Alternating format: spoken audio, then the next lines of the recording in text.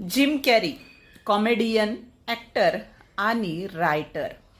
1990 मध्ये त्याने स्वतःच्या नावावरचा $10 मिलियन पीडीसी चेक लिहिला, तोही 5 वर्षांनंतरसाठी. म्हणजे 1995 साठी त्याने तो पीडीसी चेक स्वतःच्या नावावर लिहिला आणि स्वतःशी ठरवलं की मी अशा चांगल्या लोकांसोबत जर काम करायला सुरुवात केली तर मला नक्कीच एका फिल्मसाठी $20 मिलियन पेक्षा सुद्धा जास्त पैसे मिळू शकतात.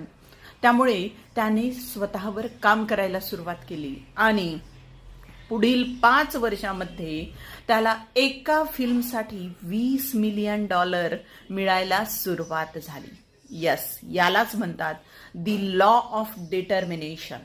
तुम्ही जे ठरवाल ते मिळेल, परंतु त्यासाठी तुम्हाला ॲक्शन करावी लागेल.